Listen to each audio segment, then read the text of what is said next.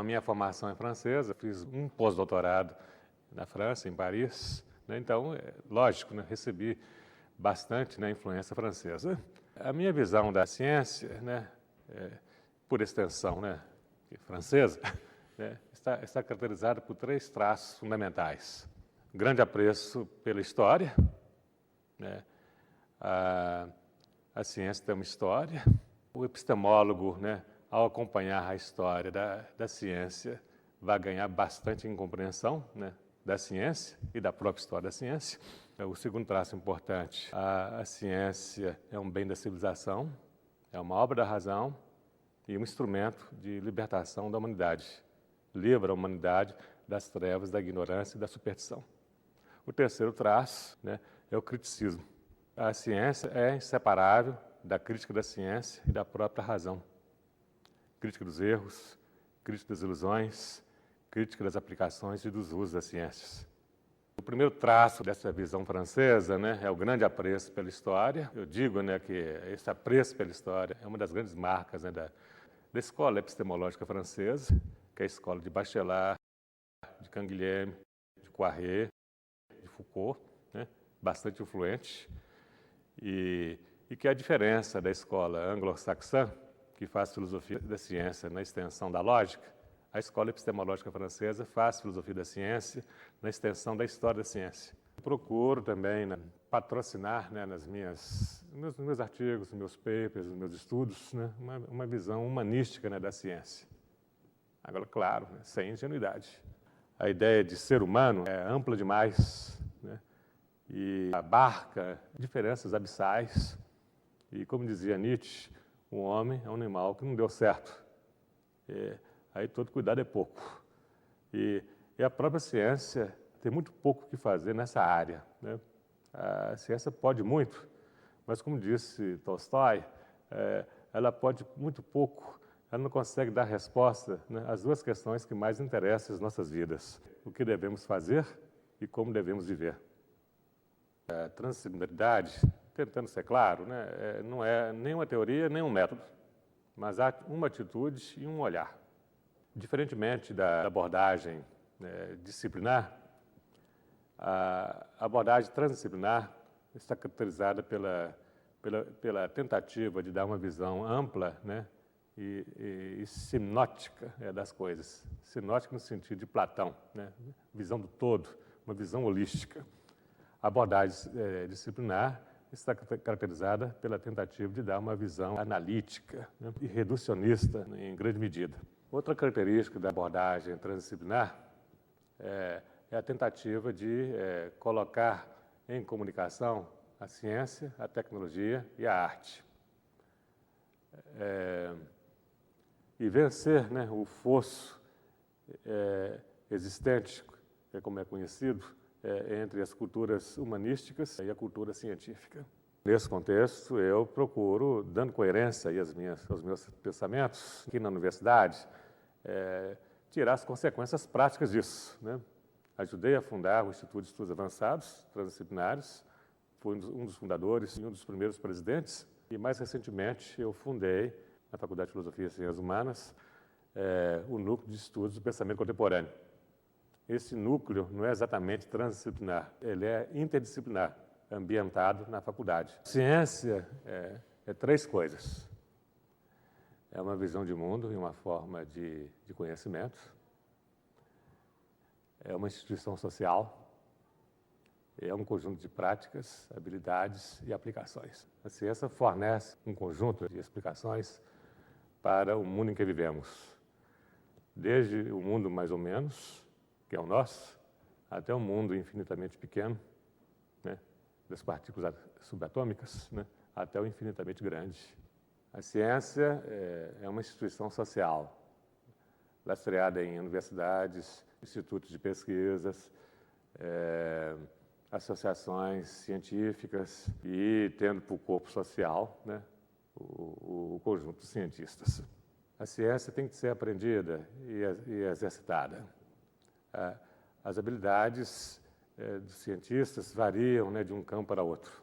As ciências vão junto com as aplicações sociais, políticas econômicas, agricultura, indústria, serviços. É essencial levar em conta, né, não só os discursos das ciências, mas também as aplicações e os resultados.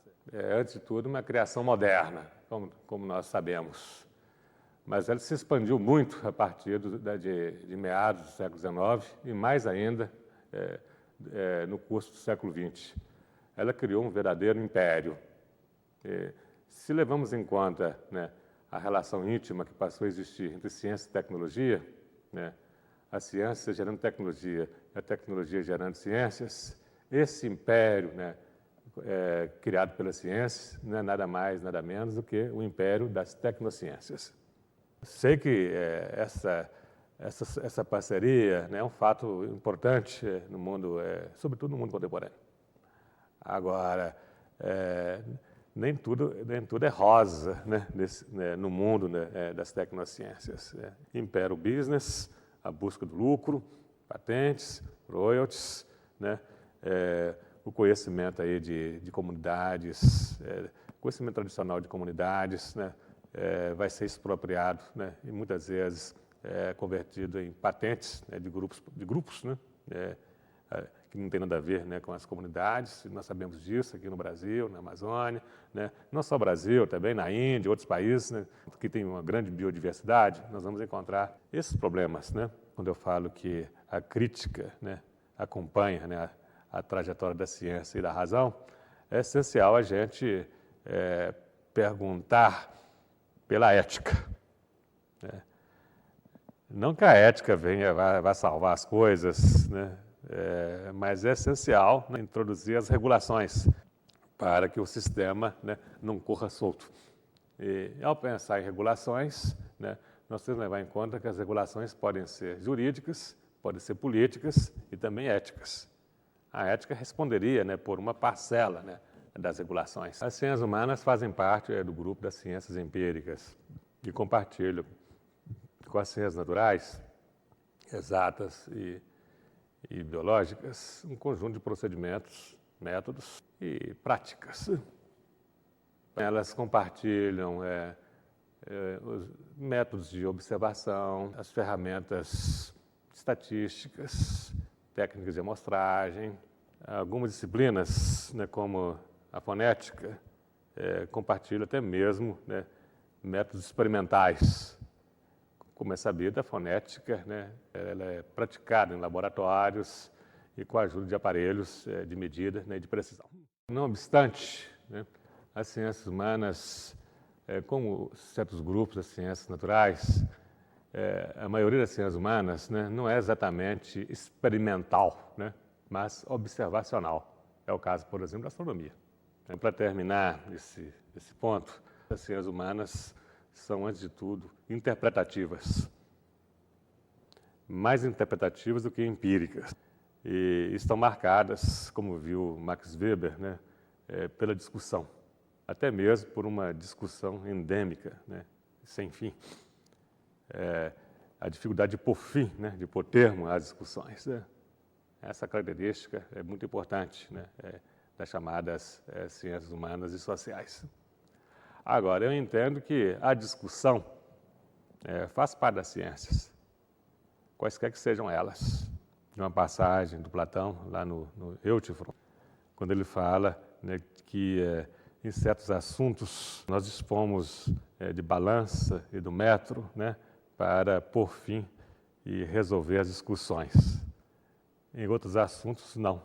Né? Como no mundo humano, né, os interesses humanos, os valores humanos, né? Aí nós não temos metro, não temos balança. A balança e o metro são as ideias, os conceitos, as teorias, e aí o bicho pega. Eu criei um modelo, né, para pensar essas articulações importantes aí no campo das ciências empíricas, né? É claro que as ciências empíricas dependem de observações. Também, até onde isso é possível, né, experimentações. Isso que constitui o chamado empírico, né, o nível empírico aí das ciências ditas, né, empíricas, né? Uma massa de observações e de experimentos. Essa massa tem que ser descrita. Aí temos, então, a descrição. Descrições atentas, acuradas, né, bem feitas. Sem isso, nada feito. Agora, não basta ter observações. O desafio é, a partir dessa massa de observações, a gente chegar a alguma explicação, né? Explicar o fenômeno em apreço, né? Formulado em termos de problema, uma questão, né, para a qual precisamos da resposta.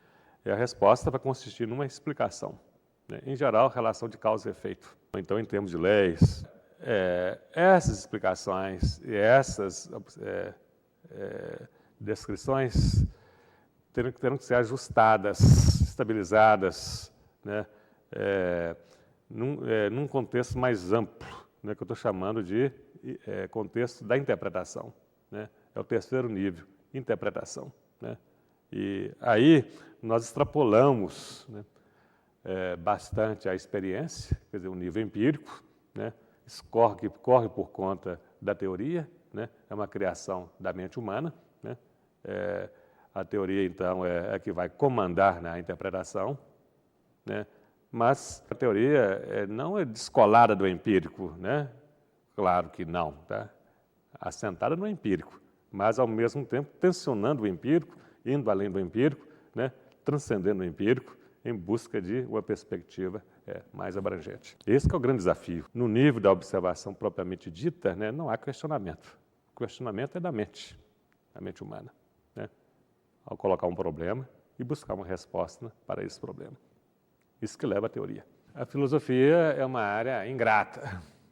Ela é nobre, né? Todo mundo reconhece o valor, a nobreza, né? Os títulos de nobreza da filosofia, mas ela é ingrata.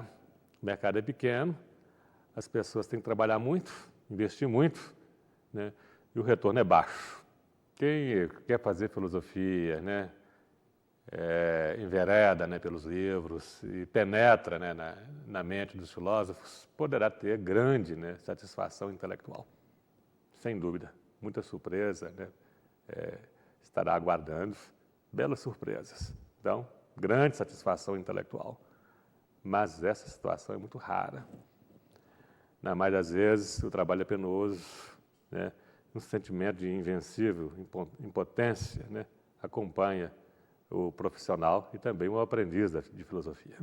Daí, se o aprendiz da filosofia, né, quer prosseguir, deverá ter muita perseverança, né, e obstinação.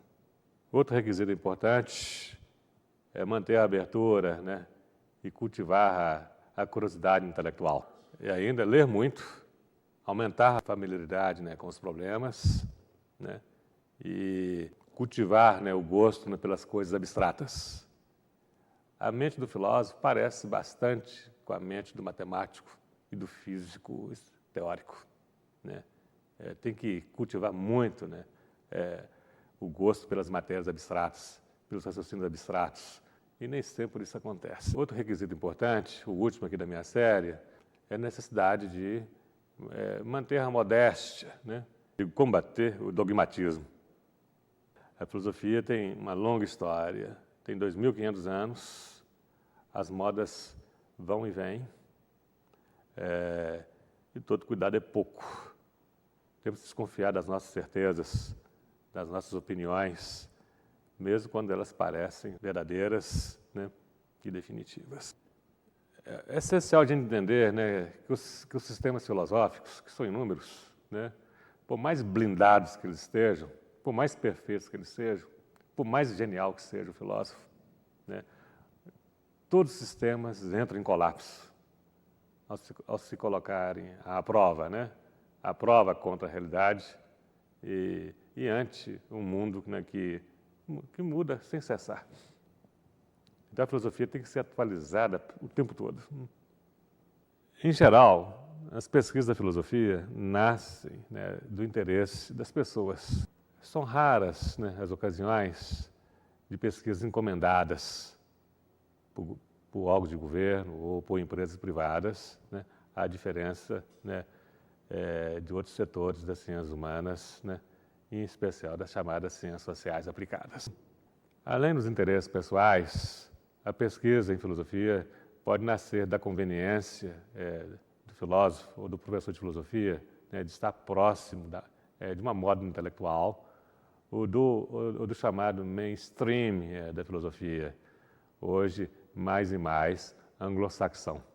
Quanto a mais, né, falando em tese, né, de uma maneira geral, eu posso dizer que várias, né, são as fontes da filosofia. E a filosofia, né, está caracterizada pela abertura, né, podendo se alimentar, né, de várias fontes. A filosofia pode se alimentar, né, da própria história da filosofia, ou daquilo que nós chamamos de tradição filosófica, né? Aí vamos ter uma filosofia insulada, né, se alimentando de si mesmo, né, numa relação endógena. A filosofia também pode se alimentar, né, da ciência, da tecnologia, da arte e da religião, né, e também do senso comum. E como é que a filosofia aparece nessa relação com a ciência, com a arte, né, com o senso comum, né, e a tecnologia? De várias maneiras, né? Não é uma maneira única, nem uma maneira certa, né? O essencial é o filósofo colocar uma questão filosófica, né, ao colocar em xeque as ciências, as artes, né, ao interrogar o real em que vivemos, o mundo em que vivemos, o próprio senso comum. A filosofia tem uma relação muito tensa, né, com o senso comum. Ela questiona a opinião comum, o senso comum. A filosofia nasce da relação do filósofo com essas fontes, né, e da capacidade do filósofo de colocar questões pertinentes ao se ver desafiado pelo mundo que o rodeia e também por essas fontes. O mainstream aí da filosofia anglo-saxã tem, né, um conjunto de filósofos que nós podemos chamar representativos, né, de tendências que abriram caminho, né.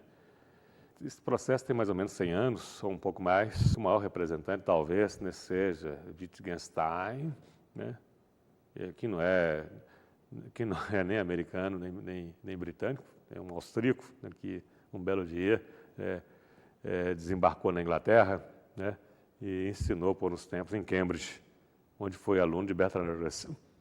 Então, além de Wittgenstein, eu posso acrescentar Bertrand Russell, né, Moore, e mais recentemente, né, uma pleiade de filósofos americanos, né, por exemplo, né, John Rawls, que é bastante conhecido, né. Esse conjunto de filósofos, pensadores, né, é bastante influente, né, no panorama atual da filosofia. Eles estão, né, no mundo anglo-saxão, têm o benefício da língua inglesa. O peso da língua inglesa como língua da comunicação, né, hoje é inquestionável, né. Isso acabou entrando em choque, né, com outras tradições que tinham muito peso na filosofia, né, até a primeira metade aí do século XX, como a tradição francesa e a tradição alemã, que levaram a pior na segunda metade do século para cá, né, com o boom editorial, né, essas coisas que passaram a acompanhar, né, a produção acadêmica para além da filosofia, né, mundo afora, a partir da segunda metade do século XX. Aí a gente entende, né, por que a filosofia anglo-saxã passou a ter hegemonia, né? Estou dizendo hegemonia, não estou falando monopólio e exclusividade. Eu mesmo estudei, fiz um pós-doutorado na Inglaterra, em Oxford, e pude acompanhar de perto o outro lado, né, com todo interesse. Dessa experiência, né, surgiu um livro meu, um livro pequeno, um livro de ensaio, intitulado O Continente e a Ilha, 2 vias da filosofia contemporânea, onde eu faço um balanço dessa situação. Confronto a chamada filosofia continental, alemã e francesa, né, e a filosofia anglo-americana. A ilha, então, é uma metáfora, porque ela teve que ser ampliada para abarcar o grande continente que são os Estados Unidos. Eu não tenho um caminho muito claro em minhas criações pessoais.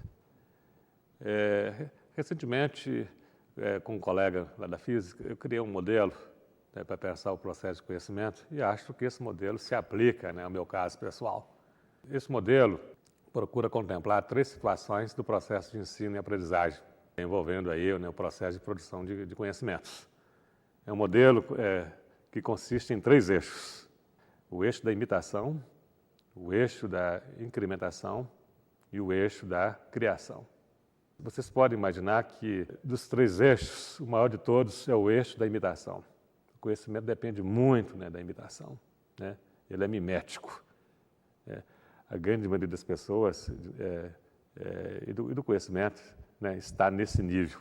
A imitação é importante em todas as escalas, em todas as esferas, né, da atividade humana.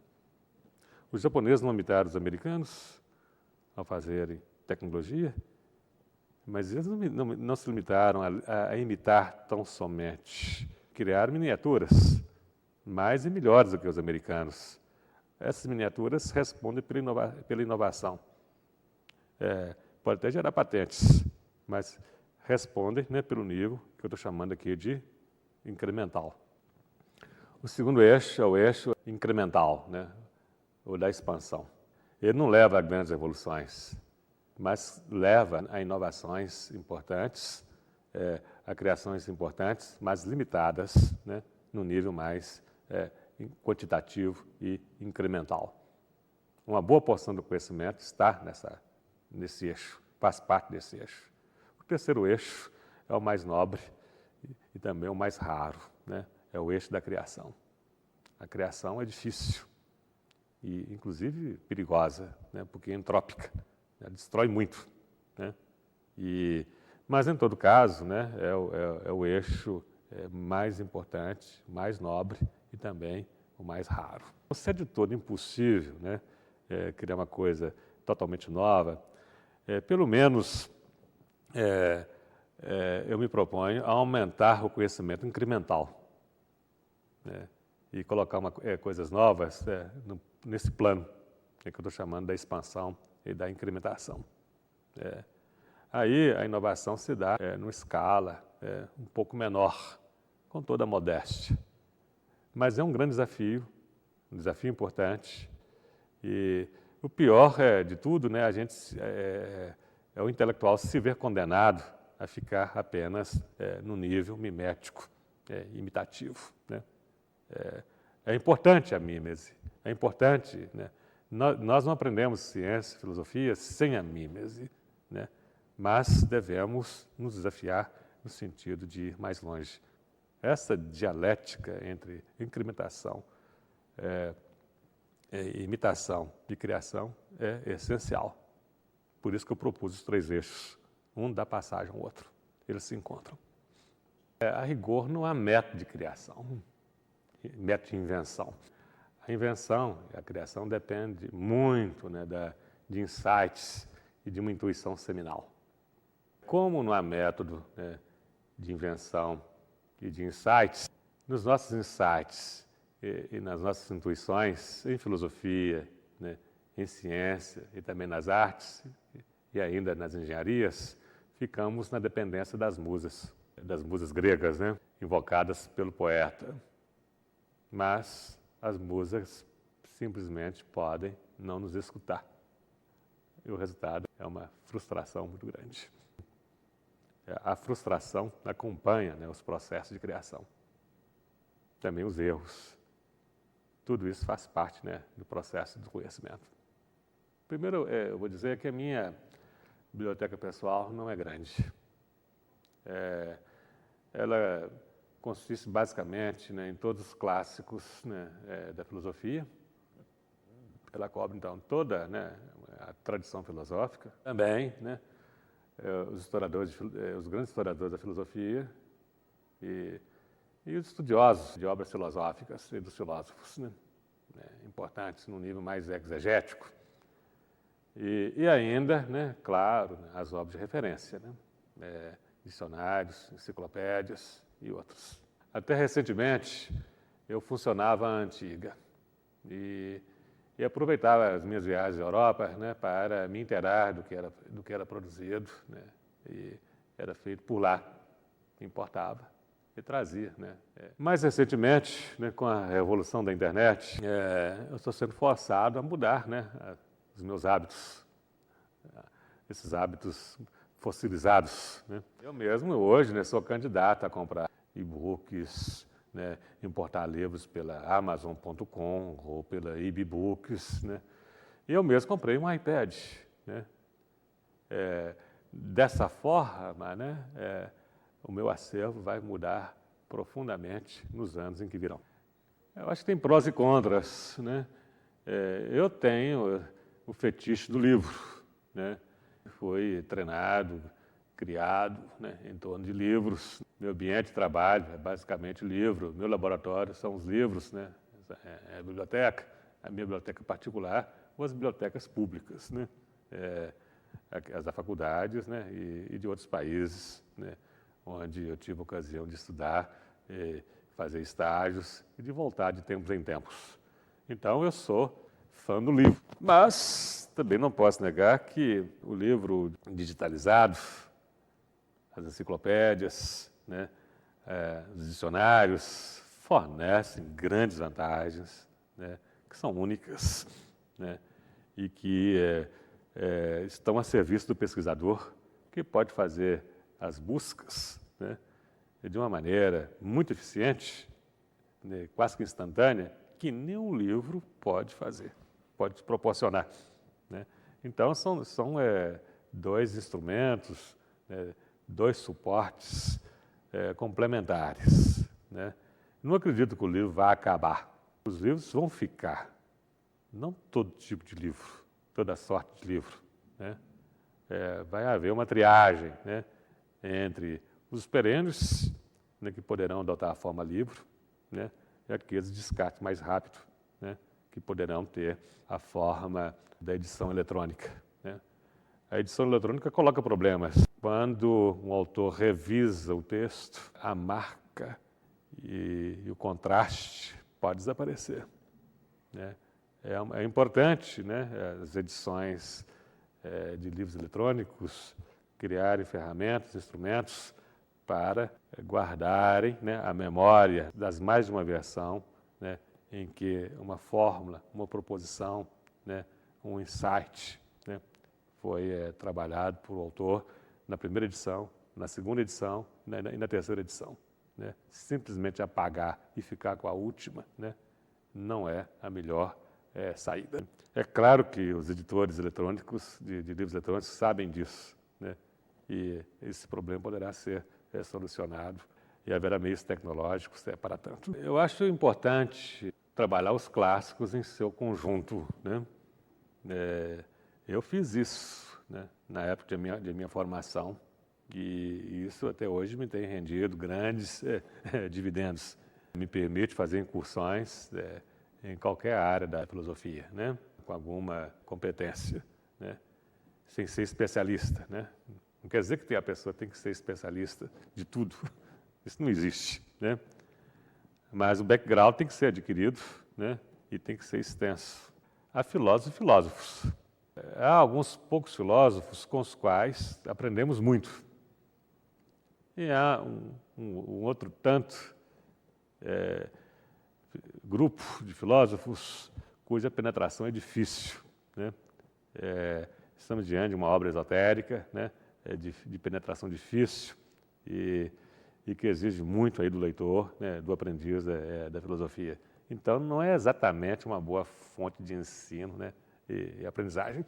Podemos aprender muito, né, com Platão, com Aristóteles, com Descartes, com Locke, Hume, né, são filósofos que escreveram com bastante clareza, né? Posso acrescentar também Agostinho, né, e Tomás de Aquino, né, com os quais podemos aprender muito, né, e penetrar profundamente, né, em várias regiões, né, da filosofia.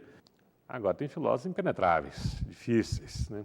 Mas o fato de ser difícil, de ser impenetrável, não significa que devemos renunciar. Um filósofo importantíssimo como Kant. Kant não é exatamente um filósofo com o qual o aprendiz da filosofia vai aprender muito de saída, né, com facilidade, né. É diferente de Descartes. A escrita do Kant é muito difícil, né. Precisamos de um verdadeiro glossário, né, ao ler a obra de Kant, né, um dicionário todo especial, porque ele torceu o jargão tradicional da filosofia, né. Ele escreve em alemão, né, um alemão difícil, inclusive para os alemães, né, e sentenças longas, frases abstrusas, né, com lexo difícil. Aí, né, precisamos do glossário. O glossário vai ser fornecido pelos estudiosos de Kant, né, os exegetas, né, os historiadores, antes de tudo, exegetas. Aí seremos agradecidos a eles, se eles conseguem nos fornecer, né, uma boa chave de leitura, né, e de compreensão. Só que esses estudos são importantes, né, e essenciais, mas não podem nos eximir da necessidade de enfrentar o texto original. São obras que fazem parte da chamada literatura secundária, né? A literatura secundária é secundária, ela não pode disputar com a primária, né? A primária vem antes, né? E ocupa o topo da hierarquia. A secundária vem depois, serve apenas de ajuda. E essa ajuda, é claro que é importante, só que não pode ficar no lugar de. Estou dizendo isso, né, porque muitas vezes, né, os estudantes, né, deixam, né, que as obras que fazem parte da literatura secundária ocupem o lugar, né, da literatura primária. E isso não é bom. Eu acho essencial os grupos de pesquisa e as parcerias acadêmicas, né, até mesmo na filosofia. Estou dizendo até mesmo porque, costumeiramente, a gente imagina o filósofo, né, como aquele indivíduo meio lunático, individualista, né, que a companhia dos grupos e dos colegas, né, prefere se trancar no gabinete ou se refugiar na famosa Torre de Marfim.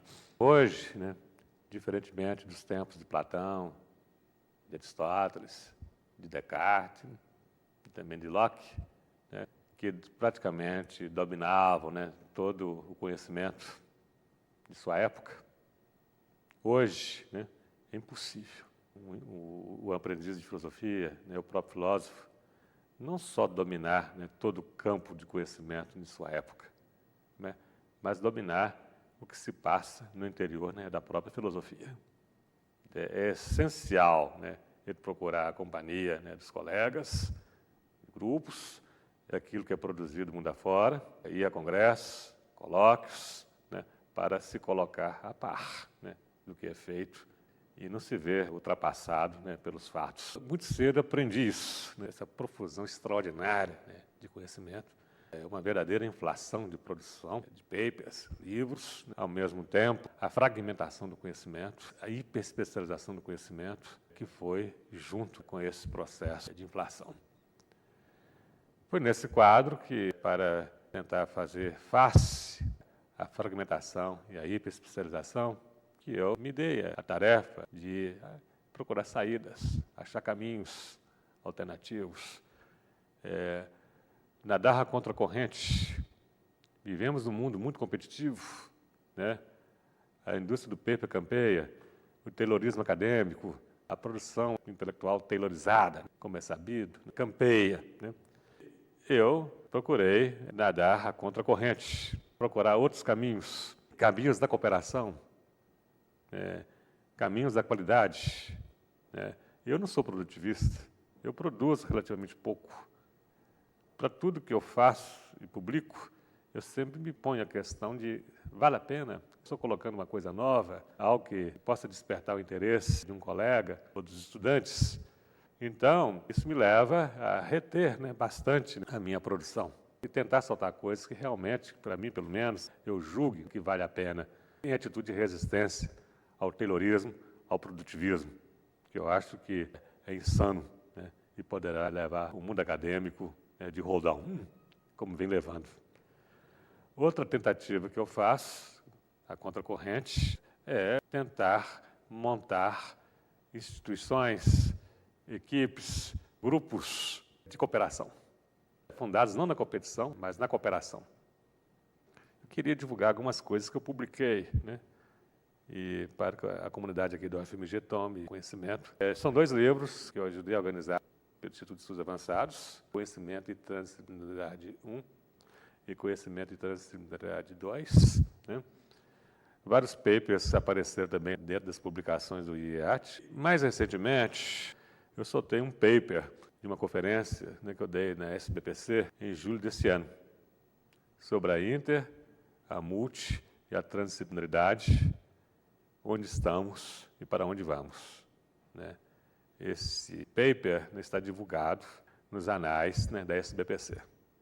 Toda ciência, tecnologia, a própria filosofia, todas, né, dependem de uma linguagem técnica especializada e procura construir um jargão todo especial para comunicar os principais resultados das diferentes áreas do conhecimento. Em certos campos disciplinares, é a linguagem da matemática, com a sua vocação universal, que permite a comunicação das ciências, e desses campos disciplinares. Isso acontece em grande escala com a física, com a química, para além da própria matemática. No caso da filosofia, a linguagem da comunicação, que garante a universalidade da filosofia, não é a matemática, é a lógica. Mas ambas, igualmente, visam o universal. Se colocam no terreno universal e da comunicação universal, da linguagem universal. A filosofia, então, fica com a lógica e não com a matemática, Isso a despeito da tentativa de certos filósofos de tomarem a matemática como órgano, como ferramenta, Descartes, Spinoza, Platão. O próprio Platão dizia que aquele que não sabia matemática não podia entrar na academia. Mas desde Aristóteles, é a lógica que passou a ocupar o primeiro plano. Mas, além da lógica, a filosofia depende da retórica. A retórica tem um papel muito importante na formatação das obras filosóficas. A produção filosófica depende, em larga escala, da retórica, não só da lógica. A retórica escancara a lógica, e coloca a filosofia em outros terrenos, inclusive o terreno da persuasão. A especificidade da escrita acadêmica é vencer os particularismos e os dialetos, e criar uma linguagem universal acessível a todos. Agora, o que de fato acontece é outra coisa. À medida que o conhecimento filosófico e científico avança, há uma proliferação de dialetos, de jargão, e o esoterismo campeia. E a lógica e a matemática vão se ver impotentes para fazer face a isso. Por um lado, temos a busca do universal, com a ajuda da lógica e da matemática, e, por outro, estamos condenados ao dialetal e ao jargão, que nos coloca no terreno do particular e do esotérico. Agora, o esoterismo, por outro lado, ele atrai todo um séquito. Mesmo que aqueles que fazem parte do séquito, que são seduzidos, não compreendam nada. E falem, não importa o quê, em torno disso, numa linguagem cifrada, hermética, fechada. Isso vira uma espécie de ritual, um rito vazio, mas que acompanha uma boa parte da produção acadêmica e uma boa parte do corpo intelectual, que faz parte das academias em qualquer lugar do mundo. Esse hermetismo tem de ser combatido a todo custo. Ele é inevitável, mas deve ser combatido. Eu procuro levar a sério uma frase muito, muito simples e muito bonita, do filósofo espanhol Ortega y Gasset, que viveu uns tempos em Buenos Aires e que tem uma produção bastante inteligente e sagaz, mostrando que nem tudo que é feito e que é bom, nasceu em Paris, em Londres, Berlim ou nos Massachusetts. A frase dele é: a clareza é a cortesia do filósofo. O conhecimento nos coloca em outros níveis e dimensões da realidade, muitas vezes inacessíveis ao senso comum, pouco ou nada intuitivos. Por exemplo, o mundo das subpartículas da mecânica quântica. Nada intuitivo. Choca aquilo que nos é familiar e nos coloca em apuros ao pensar essas realidades esquisitas. O elétron é uma realidade neurótica, estranha. Então, isso faz parte do real, são níveis da realidade, que só temos acesso graças às ciências, e não apenas com a ajuda da mente genial do cientista, seu poder de especulação, capacidade de abstração, imaginar realidades contra-intuitivas ou nada intuitivas, mas com a ajuda de ferramentas instrumentos de medida de precisão, né? Laboratórios, instrumentos poderosos, que dependem da tecnologia e que tem nada a ver, né, com o conhecimento comum. Ao descortinar essas diferentes realidades, nós não dispomos do vocabulário, do léxico, a nossa linguagem comum, português, francês, e mesmo o jargão especial das ciências estabelecidas, né? Temos que criar vocabulários, temos que inventar vocábulos. Isso gera um dialeto. E cada indivíduo tem que aprender, né? Ao aprender aquele campo disciplinar, tem que aprender a linguagem, o jargão, né? E assim por diante, né? É uma linguagem especial, que pode ir no prolongamento da linguagem comum ordinária, né? Usando vocábulos parecidos, mas torcendo, né, os sentidos para dar conta, né, daquele nível ou daquele objeto específico, né? Então é inevitável criar termos, criar vocábulos que vão aparecer junto com os conceitos. Agora, mais importante do que os conceitos, do que as palavras, são as ideias, né? A filosofia também se coloca no mesmo terreno, né? Ela tem uma relação ambígua ou ambivalente com o conhecimento comum, com o pensamento comum, com a linguagem comum. E ao trabalhar a linguagem comum, que na linguagem filosófica, né, acrescenta termos e vocábulos novos. Não só com isso, né, a esfera da razão se amplia, mas a própria experiência é dilatada. A tarefa da ciência não é reproduzir o visível.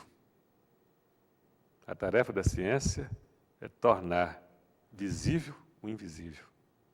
Para tornar visível o invisível, ela depende, né, de conceitos, depende das imagens, diagramas, modelos, né, e assim por diante. Há uma diferença grande entre a filosofia e a ciência nesse terreno. A filosofia lida com matérias abstratas, como a física e a matemática. A filosofia é rica em conceitos e pobre em imagens, né?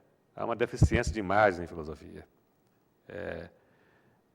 Ao passo que a ciência, né, é rica em conceitos e também rica em imagens, porque ela se serve e cria toda sorte de imagens para dar expressão ao conceito. A filosofia, para dar expressão ao conceito, na ausência de imagens, ela se serve de metáforas. Mas a metáfora, né, não é um mal. A metáfora é bela e poderosa. Ela permite expandir o conhecimento, expandir a linguagem, né? A linguagem só se expande graças aos processos metafóricos. Além, né, do jargão que é criado e incorporado, né, depende dos processos metafóricos, né? A metáfora é essencial. E a própria ciência lida com metáforas. E o desafio da ciência é estabilizar as metáforas em conceitos.